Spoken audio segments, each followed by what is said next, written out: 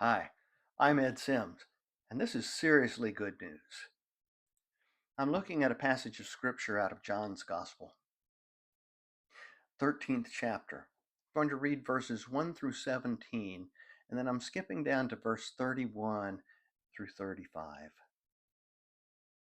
Now, before the festival of Passover, Jesus knew that his hour had come to depart from this world and go to the Father. Having loved his own who were in the world, he loved them to the end. The devil had already decided that Judas, son of Simon Iscariot, would betray Jesus. And during supper, Jesus, knowing that the Father had given all things into his hands and that he had come from God and was going to God, got up from supper, took off his outer robe, and tied a towel around himself. Then he poured water into a basin and began to wash the disciples' feet and to wipe them with a towel that was tied around him. He came to Simon Peter, who said to him, "Lord, are you going to wash my feet?" Jesus answered, "You do not know what I'm doing, but later you will understand." Peter said to him, "You'll never wash my feet." Jesus said, "Unless I wash you, you have no share with me." Simon Peter said to him, "Lord, not my feet only, but also my hands and my head." Jesus said to him, "One who has bathed does not need to wash except for the feet, but is entirely clean. And you are clean, though not all of you." For he knew who was to betray him. For this reason he said, "Not all of you are clean." After he had washed their feet, had put on his robe, and had reclined again, he said to them, "Do you know what I have done to you? You call me teacher and Lord, and you are right, for that is what I am. So if I, your Lord and teacher, wash your feet, then you also ought to wash one another's feet. For I have set for you an example that you should also do as I have done to you. Very truly I tell you, slaves are not greater than their master, nor are messengers greater than the one who sent them. If you know these things, you are blessed if you do them." Jesus said, "Now the Son of Man has been glorified, and God has been glorified in him. If God has been glorified in him, God will also glorify him in himself, and will glorify him at once. Little children, I'm with you only a little longer. You'll look for me, and as I said to the Jews, so I now say to you, where I'm going, you cannot come. I give you a new commandment. Just as I have loved you, you also should love one another. By this, everyone will know that you are my disciples, if you have love for one another."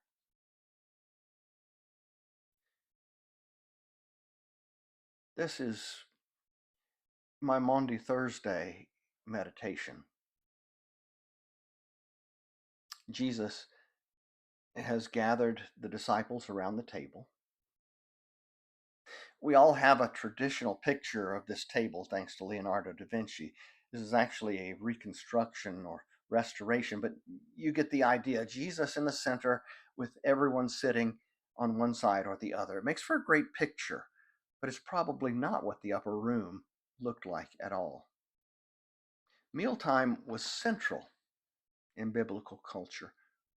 Meals in Jesus' time were about three things: status and honor, intimacy and inclusion, purity and cleanliness. In Jesus' time, you invited those you considered to be your equal to join you at the table. You honored them with your invitation. They honored you with their attendance. The table itself was designed to demonstrate honor. It was called a triclinium. The host would sit at the right end of the table, one position away from the end. The host would then choose the two most honored guests to sit, one at the right and one at the left. Remember all of those arguments among the disciples? Who will get to sit at your right and left hand, Jesus? Then you're seated according to pecking order around the table, and the foot of the table was for the least. Remember what Jesus said about choosing the lowest seat first? Apparently, Peter came into the room expecting to be right up there close to Jesus, but the best seats had already been taken. So he went around to the lowest seat. We know he did this because of how they were reclining. He was doing what Jesus had taught, but he was not happy about it. I can imagine him grumbling all the way around to the foot of the table. So here's the thing. He's in the lowest seat. He's at the foot of the table. It's now Simon Peter's job to get up and wash everybody's feet. Nasty, dusty feet, crusted with the filth of the street. You can imagine everyone at the table getting impatient for supper. They're hungry, but still Peter stubbornly stayed in his place. And finally, embarrassingly, Jesus, the host, got to his feet, wrapped a towel around his waist, and did the job himself. Now, can you understand Peter's outburst? Jesus took the form of a servant, not counting equality with God as something to be grasped. He humbled himself and washed everybody clean. He even washed Judas's feet.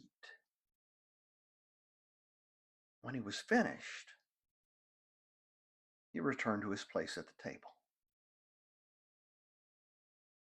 It was indeed an intimate setting. You would recline at the table on your left side, so you could only easily talk to the person to your right.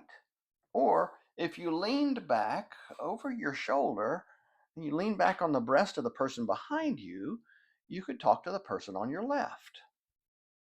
You wanted to sit next to someone that you were very comfortable with. And it had to do with purity and cleanliness. You recline on your left side. You don't eat with your left hand, you eat with your right hand. Two inventions changed table manners forever.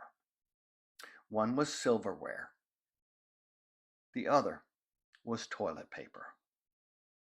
Your right hand was clean, your left hand was unclean. I know that is gross. It's not table talk at all. But that's how it was in the first century. So now you understand something that Jesus had taught about. Sheep on the right, goats on the left.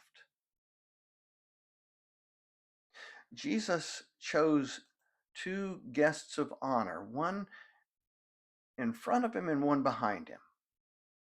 In front of him was John, the beloved disciple. No surprise there. We know that it was John because he was leaning back on Jesus' breast. On the other side, who do you think? Well, we know it wasn't Peter. He was at the foot of the table. Who was it? Maybe James? Remember James and John's mother pleading with Jesus, let them sit one on one side and one on the other? No. Sitting in the other seat of honor was Judas Iscariot. Judas Iscariot. Judas. Cradling Jesus back on his breast in order to talk. Bosom buddies. Judas receiving the bread from Jesus' right hand. Judas getting up and slipping outside the door, leaving the table to betray Jesus.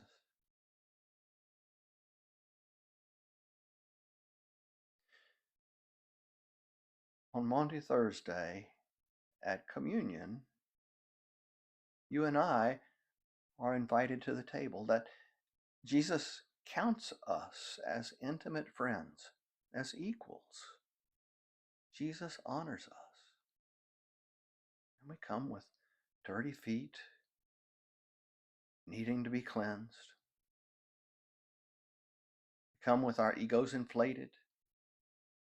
Self-importantly, we tell ourselves that we deserve a seat at the table. After all, look at everything that we've done for Jesus. We come as Jesus's honored guests. We who betray Jesus on a daily basis.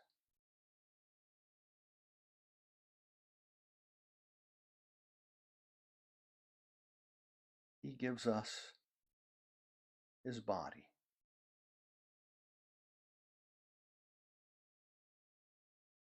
He gives us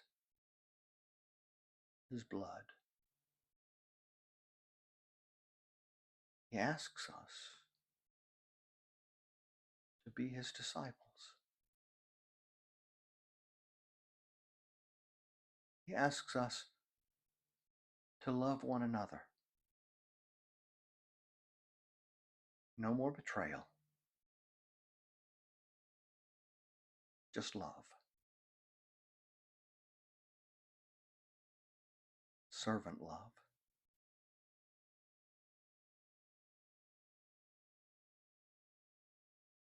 See you next time.